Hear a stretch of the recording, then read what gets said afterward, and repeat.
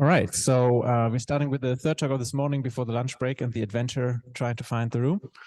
It's a great pleasure to have Joseph Ben Geloun to give his talk on Tensor Field Theory with local and non-local degrees of freedom, phase transitions from a FRG approach. Thank you.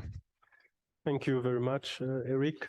Let me join in the praise of the organizers and thank them very much for their invitation. It's a real pleasure for me to be here. So I present you this work together with Andreas and Johannes here in Münster. So let me quickly give you an overview of what I will talk about. First of all, of course, motivation of this. Why are we considering this in the first instance? Present you the model that we will look at precisely, its main features. Review quickly the so-called formalism of functional renormalization for performing non-perturbative computation. Enlighten you, of course, with the truncation that we use, why we are considering this, because it has some interesting properties, and then derive, the phase structure in several limiting cases of our analysis, and then I will draw a conclusion. So today, tensors arise in many instances, of course, in theoretical physics and statistical physics, but also in information theory, data sciences. It's almost everywhere, right? So in the particular instance of quantum gravity, it has been there since, the 90s, after the work of Jan Ambjorn and many other people. And further developed, by the work of Daniele Oriti in the mid 2000s, and it has a name of group field theory at the moment. But yeah, it evolves a lot during the years with many modifications and improvements also. Anyway, so the tensor here in this quantum gravity setting represent geometrical, topological, combinatorial degrees of freedom. So, for instance, a matrix will be associated, will generate, or a matrix model will generate random maps, okay, 2D geometries. A tensor of free indices will generate random 3D geometry, 3D discrete spaces. I will come back on that later on. So, random tensor models, extends random matrices. They do have also, their universality theorem. So all that you used to know for matrices has been extended to tensors. Not all of them, but many of those has been extended. And they come with an additional tool, which is a Largen expansion, as just matrix model did have too. So you can understand better, the continuum limit of these discrete geometries, and try to achieve, a continuum limit of the space generated in higher dimension. So all of this program has been copyrighted by Vincent under the name the Tensor Track. So I was hoping that I will have somebody will give a proper review of this TFT during the program, and actually Leonard didn't, Vincent didn't. So I was forced to do it myself, and I will have, actually, I discovered something. I always, in conferences, go after Daniele Oriti, who has done the job before me. So it's really, so I have to stick to the job anyway. So let's go back to what are, the main thing here. So two hypotheses for generating discrete geometries, and if you want to understand these discrete geometries as a quantum graph. So two hypotheses, discreteness and randomness. Discreteness of your geometry, so it means discrete triangulations, if you want, discrete geometries. Randomness, they should be random. Just, we like, quantum field is a random, in a random realm. So this is a discrete geometry, okay, in 2D. It's made by gluing of triangle along their boundary. So it's a two simplex glued along one simplex boundary, right? So how is it related to matrices? So you go to the dual space, which just involve putting, you know, a vertex, a trivalent vertex, a ribbon vertex, okay, within each triangle, and each edge in the triangulation is associated with a ribbon edge gluing, you know, linking these two ribbon vertices. So here we go, you have a dual space made by this graph. So I'm separate both, and now we'll do the following identifications. My matrices will be the edge of my ribbon here, and the ribbon edge will be associated with a trace of matrices of M times M. So which means that wherever you will see an edge, you know, like this in your graph, you are summing over an index between two elements. You know, a trace is MAB, BMBC. So there is a common index between them, and for every time that you have this, you have a link between the matrices. So this will be trace M cubed, which is exactly what represents combinatorially here the vertices, and you associate this with your triangle. So you're done. So then you perform random gluings, taking several triangles, glue them in an arbitrary way with our triangle along their boundary. Right, so and all of this you can perform at the level of a quantum field theory using these matrices. You've heard Alexander yesterday explaining you how this is related to non-commutative geometry also. It's another way of expressing another non-commutative field theory using matrices. All right, so the idea is to recover a smooth space-time, if it's possible, after a continuum limit where you put more and more of this triangle, you know, and performing a continuum limit. So you shrink the size of your triangle, you enlarge the number of gluing that you will do, and you try to generate a space. This has been done in 2D, understood quite well, and leads you to the so-called Brownian sphere. So to prove this, you need larger limit of your matrices and some tools. That's not what I want to focus on. So you can do this. It's well understood. You recover 2D geometry, and this is quite nice. Can you do it in higher dimension? So for doing it in high dimension, you need tensors. So this part here, your left-hand side, actually, this is what I just explained to you. So let me start by the analogous of this part here. So triangle are glued along their boundary. So in higher D, I will take a free simplex, glue them along their boundary, which are two simplices. So tetrahedron will be glued along triangles. Right, so you do it, and you have a dual space associated with that too. So to each tetrahedron, you will have this particular vertex drawn in red here, where each strand here will be associated with one edge of your tetrahedron. So the gluing can be represented in this abstract way also using graphs. So in this particular 3D setting, a tensor, TABC, will be associated with a triangle. Contracting the indices of the tensor will be associated, it's like a generalization of a trace, right?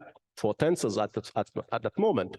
And when you convolute several tensors, you can have several patterns of contractions, because you have more freedom to associate, but this particular pattern will be identified with a tetrahedron.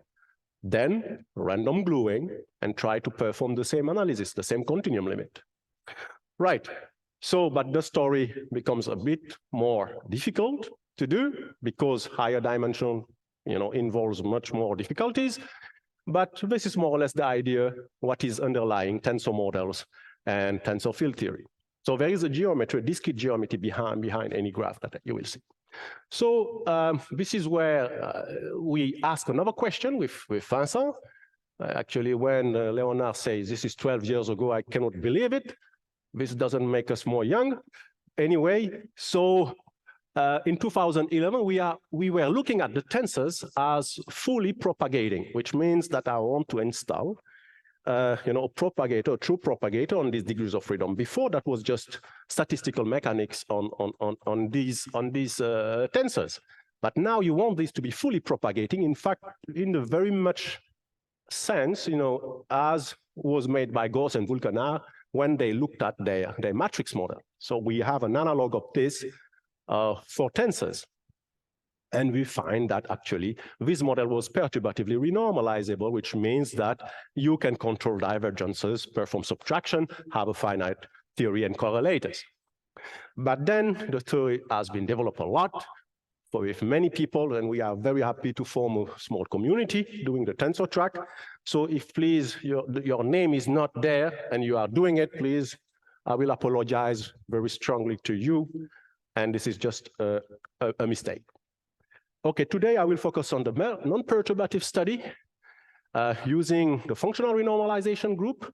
And this is also, now I can say old paper, but with Dario and Daniele, and at that moment we wanted to extend, the non-perturbative study to the perturbative study to non-perturbative study of this, because anyway the idea is to understand this transition from performing the continuum limit as a phase transition. So a best tool for doing this is quantum field theory. This is why we try to address it in this way. All right. So if you look at a compact group and a tensor on R copy of your group, compact Lie group with value in any field, C or R, think about it this way, there will be no possible phase transition as long as that manifold is kept compact. But if you decompactify the space, making the radius infinite, well, you can expect to have phase transition. Well, for the particular study that we perform with Dario and Daniele, since then, we consider a torus, free copy of U1 with value on R, and we discover that actually the beta function of your system, your FRG equations, actually are non-autonomous, which means you do have explicit dependency of your scale inside your equation, and where you don't have just one, the notion of the dimension, it was not obvious at all. This is normal because it's due to an external scale popping in the game, which is related to the radius of your group manifold, okay, the radius of this compact group, so it pops in the game, but you have to deal with this.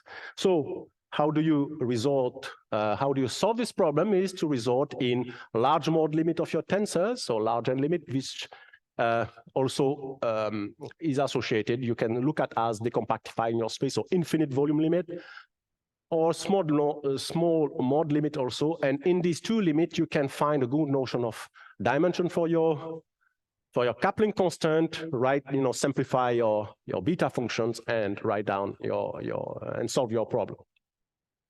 Well, so in the phase diagram, we have strong hints that there were fixed points in that two particular limit, but there were overextended questions that we didn't quite understood at that moment, I believe, is what is a small k limit, okay? For when you deal with a tensor, does it mean just a few components of your tensor? Does it how much it is? So this was not obvious. Of course, you can compute using an intermediate, an interpolation between your UV and your IR, trying to make sense of this. But at that moment, that was just the beginning of the story. Many others have worked on that subject. More or less, the conclusion was no phase transition as long as you kept your manifold compact. All right.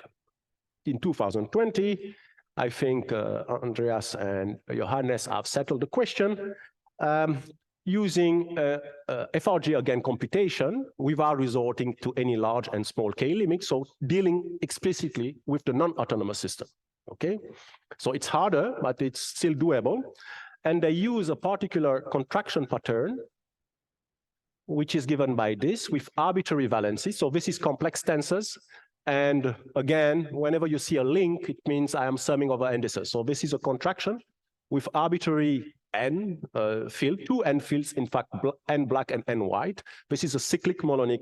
This is the way that we call it, okay, for historical reason. But anyway, cyclic melonic interaction, and they are non-local. I will come back on that later on. Non-local simply because all your tensors are not evaluated at the same point of your configuration space. They are evaluated in several points, so there is a region of interaction, not any more point. Right. in the IR. So they find an equivalence between rank R tensor field theory of this sort and O2 model. So just a vector model with two modes. As a zero-dimensional theory, there is no phase transition. And they were able to show that there is symmetry restoration, so no phase transition is possible. And they were able also to identify a new notion, I believe, of effective dimension that depends on your scale. And this effective dimension flows from the UV to the IR from R-1 to 0. And this was great, and they explored it in various rank, extending the truncation, taking arbitrary this, so it was quite a nice framework to see how dimension can flow if you attach it to scale as well. This is why I was asking Alexander yesterday, is it truly a flow of a dimension? He may say me, no flow, that was just a setting. And so yes, so you live here, and your effective dimension dies to 0 in the IR. So my only point today is to show you that actually you can make a theory, a very simple one, where this lives from 0 to any d, okay? And so if I do have dimension left, and which are associated with non-compact direction, you can hope for phase transition. There is also other things that other results that I will share with you. All right, let's look at TFT model. So this is now the group. I'm having two separate sectors, one in RD and one in GR. Okay, so this is the group, compactly group. RD is just, RD. Great, you do a Fourier transform on your RD space, that's a usual Fourier transform, whereas in the compact direction, you perform a Peter-Weil transform, you extract your tensor field, which is looking like this. So the G1, the J1, J2 up to the JR are discrete indices, and the P is a continuous index. Right. There are different motivations for looking at this type of model. So it's first, quite some time ago, Daniele and other collaborators have understood, this type of degrees of freedom as adding a time when this P is one single dimension to the simplex that you see before. So the tetrahedron, they had like a time to that, and they consider this time as a matter degrees of freedom hooked to your discrete geometry. So that was the idea, and that was quite a nice interpretation. For ON models, you heard yesterday Sabine, and perhaps this afternoon Dario. We're going to talk about model of that sort, having some discrete degrees of freedom, but also some dimension associated with this. So this is also the same object. They appear also in computable toy model for RDS-CFT correspondence that we call tensor-like SYK models. Anyway, so this object is around, and it's interesting for other reasons. Today, well, there are two new motivations for this. When you flow toward the IRs, they trigger phase transition. This is, I think it's true. You can be happy for that. But also they introduce a non-trivial flow of a notion of effective dimension that I will present you, and you can even be happier for that too. So let's move on, and I explain you what are the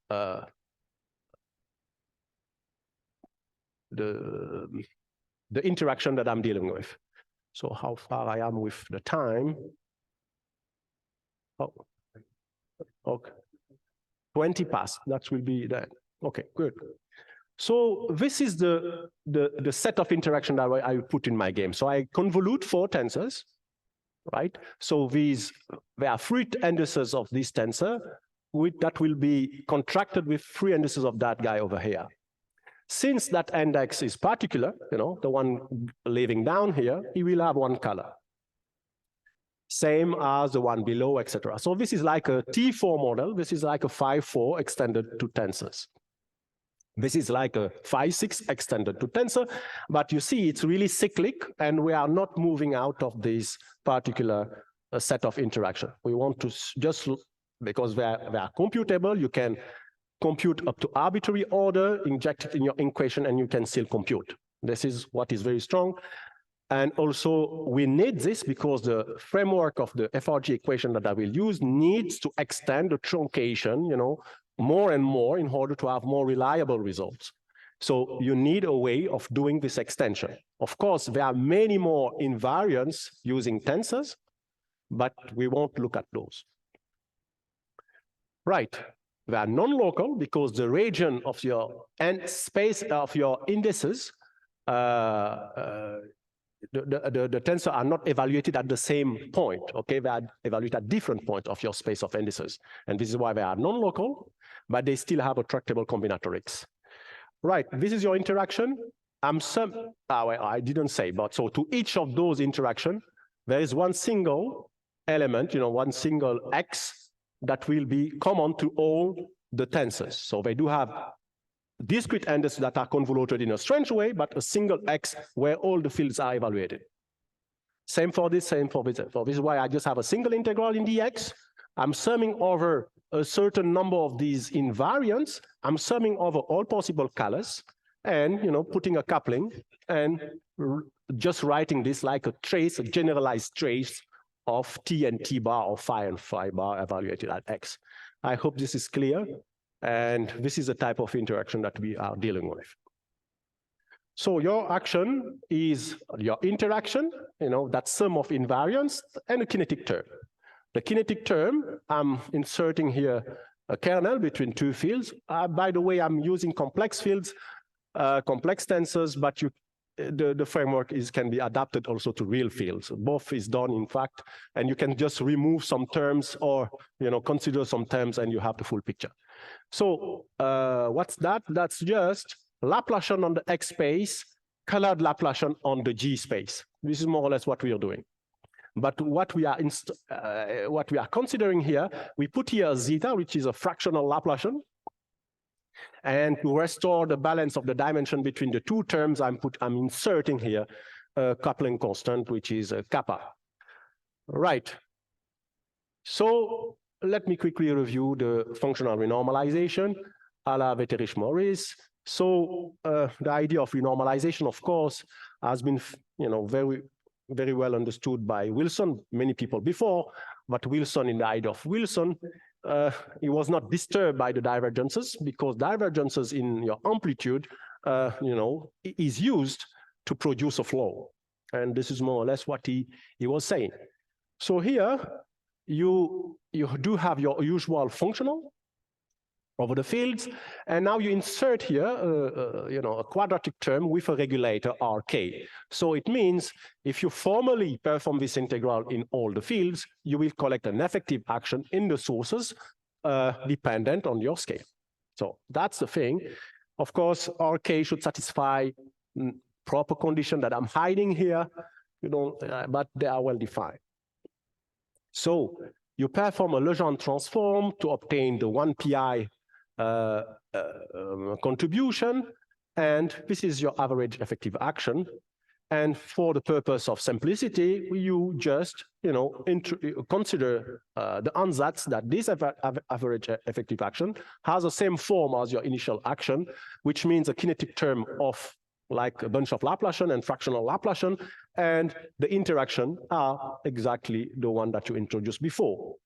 Of course, the setting here will be to say, okay, let me enlarge my truncation and check whether or not my results are stable under this ansatz. And this is, of course, something that you have to do. Also, the framework here is strongly, that's a button. Is strongly dependent on the regulator scheme. So you need also to change the regulator to check your result. So this is the equation that will deliver for you the flow. It's the equation of Wetterich and Morris. So more or less, you have to take a super trace, which means a trace over all degrees of freedom that you have in your fields. Second derivative of your effective action plus the regulator. You invert this. This is kind of a generalized propagator, and here the derivative of your regulator. There are proof of this, but this is not really important here. So this is just if you want a big machinery that is able to compute your flow. So there are many contributions. Either you can derive twice the field, or a field and its complex conjugated, or two complex conjugated. There are many terms inside, but you can be happy. So this is your tool. And now let's go to the other setting. So let me take this one because it's there and show you how you do a second derivative of this. Normally, if you have a local scalar field, you derive twice and you end up with some phi to the power n minus 2 because I derive twice the field. Here it's a bit more complicated because if I derive a phi and a phi bar, which means a white dot and a black dot, you have several possibilities. That I quickly write in this way. So this term will come from when you hit this vertex, for instance, and a neighboring black vertex. So it disconnects your graph and you have two legs out of your graph, several constraints. So this is why these delta functions are appearing. This term is coming from when you hit this term and that neighboring black vertex. So you disconnect this graph and you have this term. And everything else is when your two vertices are not neighboring. So that's a bunch of terms that you collect here. No constraints, because when you derive this, only those legs are constraints. But if you derive this, there is no constraint on these, on the remaining legs. So this is the three terms. And as you see, you can write the answer easily in terms of kernels. This is why we use this type of ansatz. So the F2, now we do even more, even stronger approximation, the one that we call the local potential approximation, which means I'm fixing the fields to be a constant, like a scalar. So if you do so, so this is just like phi squared, okay? And I'm attached to it the volume of the group, just for convenience. So your second derivative looks like this term here. So it boils down to a kernel and usual potential that you have in scalar field theory. Yes, Alexander.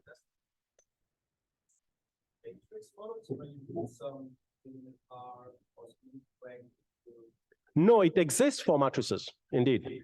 And FRG analysis of matrices has been done, I think, by Astrid and Tim Kozlowski, and I think even before. But then you can do that, certainly. So all this formalism has been already done for matrices. Good. Am I done or? Okay, no. All right. So here RD, R here, and this is the group volume. This is the volume RD, but this is a formal quantity. Of course, this is infinity, but this will be dropping down from your equation later on. So everything else that is not in red is actually something that is pretty standard if you use this cyclic melonic approximation. Well, so I introduce the following regulator. The regulator will be, like the one that we used to call the lithium regulator. So P squared is, of course, the Laplacian on R, then the eigenvalue of the Laplacian on RD. J here is the spectrum, represent the eigenspectrum of the Laplacian on U and R. So this is also, if you want, something standard. Of course, my zeta part here is I'm holding it around, so my parameter is still in my game. Okay. I now look at the isotropic sector. It means now I collapse all the coupling constant to be the same, there is no coloring thing. And then, so this is my potential now, putting the mass and higher order couplings in this way. So your FRG equation becomes exactly what you see here. What is in blue is standard, what is in red is the new features provoked by your tensor interactions. All right. This part here, beware, it doesn't appear unless your rank is bigger than 2. So this drops down, and I'm never able to remember is it this term, Johannes, that goes away when you are in a real scalar field, or this is just the guy going away. So the second one here. Okay, so if you are a real scalar field, you remove this, you get this, but this F naught has a particular way of being written. All right, so how do you compute this? Two technical aspects that you have to face. How do you deal with inverse generic potential of that sort? So that's the one thing. Well, there is an answer. Using Bell polynomials, you can achieve this. So I don't come into the details. Know only that if you want to inverse, there is this funny formula. And this is what we just say. It's a Bell polynomial, which is just like sum over partitions of n and multinomial coefficient times some variable. All right. Now, the second thing that you have to deal with is this F naught guy. How do you compute them? And what are they? These are what we call spectral sums, or threshold spectral sums. And this is how do they look like. Okay, now I introduce here eta k, which is just the anomalous dimension associated with the derivative of your wave function renormalization. This is how they look like. So you do have three functions, I1, IP2, and ij2 zeta. And this function is nothing but the integral of some volume of that function f. That volume is a discrete volume. There is a part that will be discrete, and because of that, it's difficult to handle.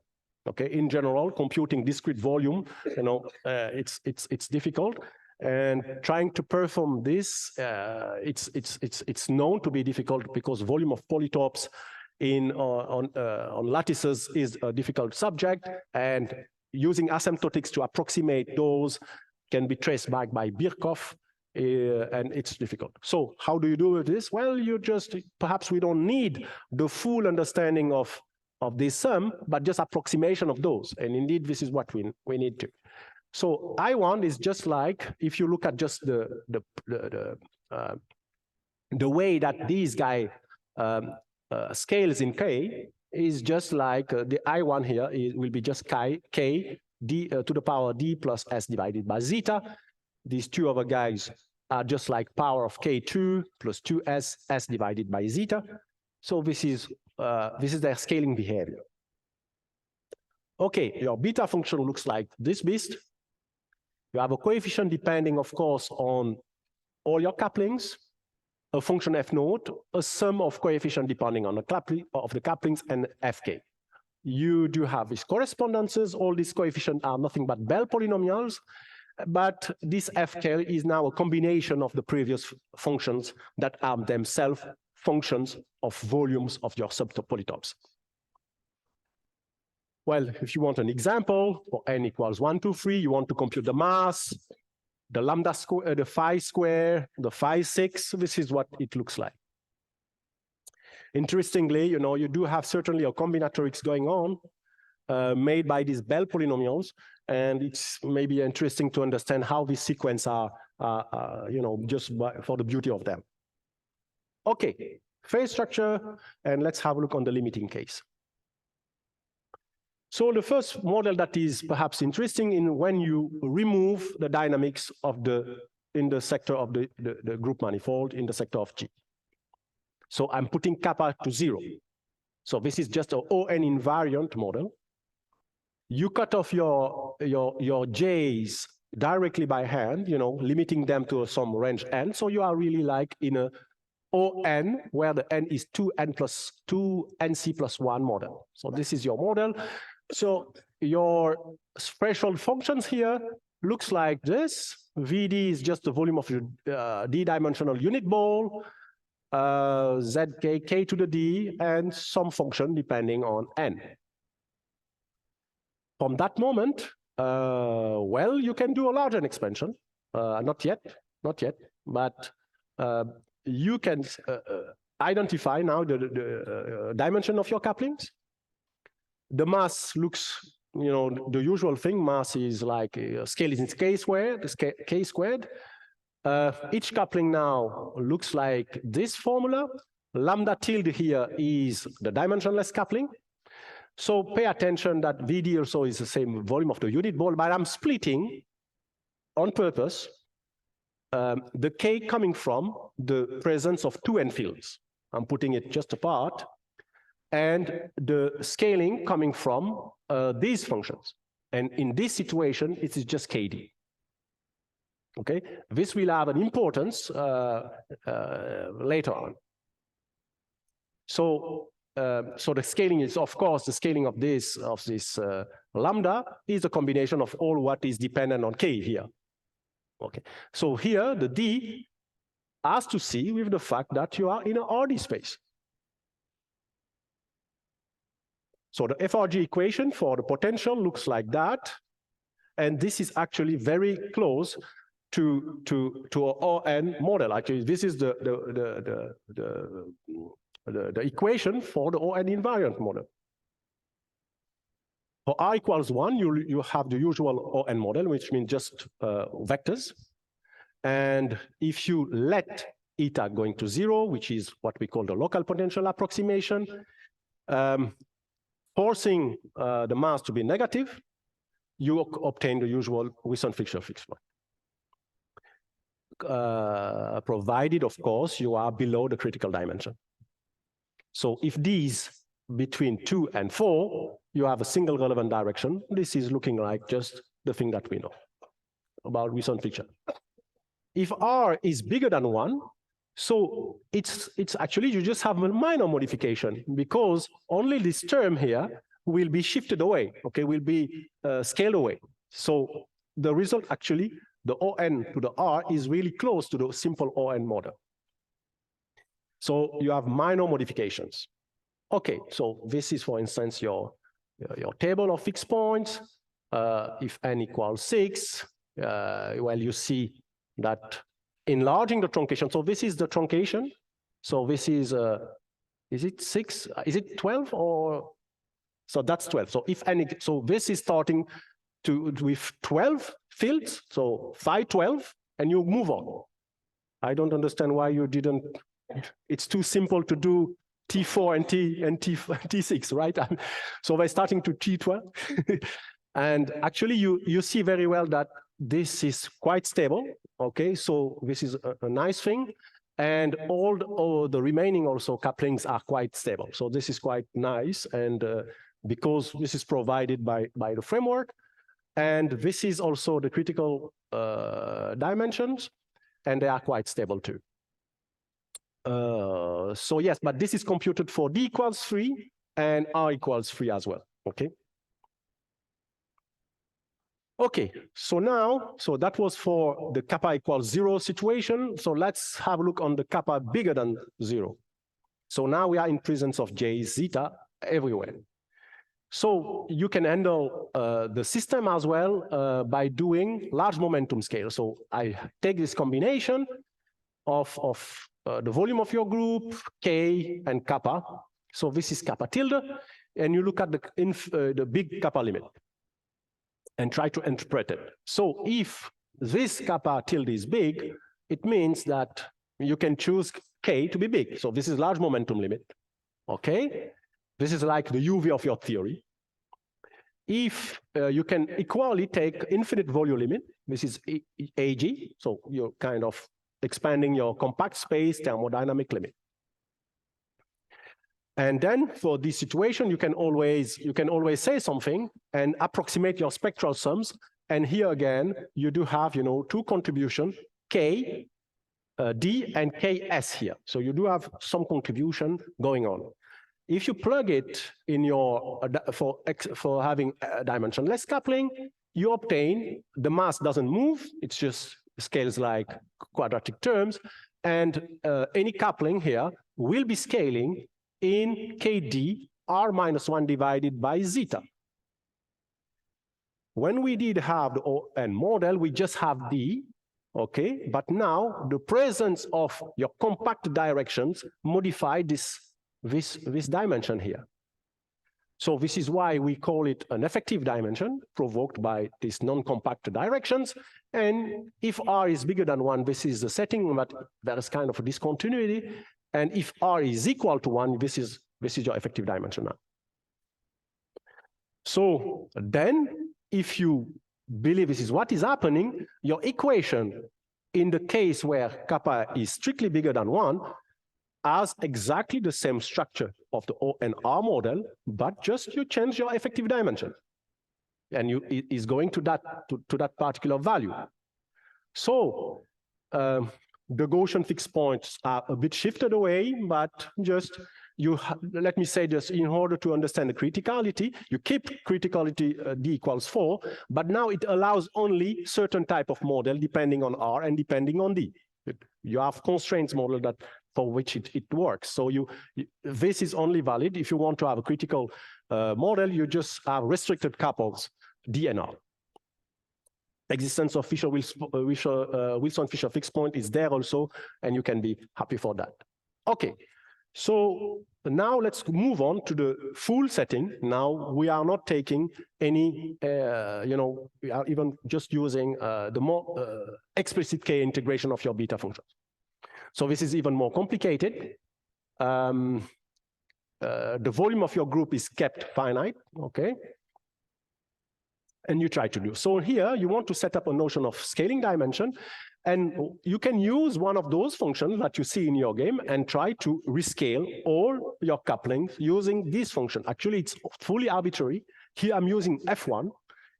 Okay, and I try to rescale my theory. So mass doesn't move. This is the new scaling of your coupling. So it's like I'm using one of those functions and understand how this will be playing the role of my dimension in my game. Right. So here again, the K2n is coming from the 2n fields, and now I'm using this F1. But this is like a big function in your game, and you say, okay, this is what I use for having dimensionless coupling. Great. At that moment, the effective dimension will be the derivative, the log derivative of, in fact, the log of F1. And you can write down the equation, which looks like actually very much like the equation that you see before, which is this one, with just now an effective dimension depending on your scale. So this is the equation, but yes. Okay, and then you can try to understand what's going on here. So you can do a large K limit. If K is becoming bigger, you can show that this function, go back to what you see in the previous setting, which means in the autonomous limit. So this is your effective dimension in the UV. If K is very, very, very small, you go back to D. So at finite K, you interpolate between the two values. And this is valid for any zeta in the game. So this is a sample of values, and we see that the dimension flows from a quantity given by this quantity and flows to D. And in this particular, I think we use indeed D equals R equals 3. And this is what is happening. So your dimension is flowing. Okay. Do we have phase transition? Okay, so now that we have, in the UV, in the IR, some dimension left, we can think about phase transition over there. So fixed points hints that we recover the structure of a 5-4 in the IR. Okay, so we use numerics, and at some points with negative mass, we may see symmetry restoration. So this diagram is, so here it's the field rho, and this is your potential. So I'm drawing the potential in terms of the rho. I mean, that's actually phi and phi bar, the modulus of that. So that line in violet here, in purple, is the ultraviolet one. And the more you push towards the IR, that's a red one, you see that your potential, gets flattened, and you go back to your parabola. Okay, so this is actually symmetry restoration for some value of mu negative. Well, if you are a little bit away, so we just use slight modifications in this in your 50% of your previous value, but then starting in the UV and going towards the IR, it's impossible to recover the flatness of your potential. So you keep on with your Mexican hat potential. This is exactly the strong hint of a phase transition. Okay, so in this model, at least we have evidences that you do have phase transition in this model using numerics, but I think the argument also relies on the fact that you still have dimension left in the IR. So this is of course a particular model, D equals R equals 3 for a 5-6 model. You'd see this, but we believe this is. Okay, let me conclude. So these TFTX, as I write them here, as degrees, compact degrees of freedom, and which are non-local, and continuous one, which are local. So in the cyclic melonic approximation and restricting to the LPA, we have strong hints of a phase transition. Okay, I should have a word here. It allows also to identify a notion of effective dimension, and this effective dimension flows from this quantity, depending on your initial theory parameters, to some D. So this flow is pretty much robust because it's renormalization based, renormalization group based, so we believe this is true. What else can we do is to improve the scheme. Actually, I think pushing the truncation, this is okay, because we know how to do. Changing the regulator is something that we have to do. But also, we look at only the limit where actually we never looked at particularly the anomalous dimension. So it's like we are freezing all this, and this is not complete. We must be pushing, the kappa is considered in my theory like something constant. And this is perhaps not the most general way of dealing with this. So the kappa here, in full generality, should depend on your wave function renormalization. So you need to introduce two wave function renormalization, one that should be associated with the P and one other which should be associated with the J symbol. So this will be the full thing. Right, so perform the same computation with this and see if all the features will be kept, but I believe this is not dependent on that. There is an alternative regulator, as you see this morning with Roberto, and perhaps introducing something which is a mixture of these two regulator, one Z1 associated with a regulation of the P and a Z2 associated with a regulation of a J, okay, because they do have two different things. So this is also something, Roberto, there is no Roberto here, okay. So, and also what seems to be possible is that the scaling dimension, is it possible to associate, to push these extra dimension onto the field and see the interpolation between 0 and 1, the dimension of the fields interpolating between 0 and 1 in the talk of Roberto. Perhaps this has to see also, we may do contact with this idea too. So still there are some things to be improved in this framework before we see we have an overview of phase transition here, but the framework is robust, and we believe this is going to make it. And I understand phase transition. Yeah, that's also true. If you have phase transition, towards what are you phase transiting? So we believe that after phase transition, perhaps you collect a condensate geometry, but which geometry is that? Well, you have to work more. And let me finish, and thank you for your attention. Thank you, Joseph. Thanks very much.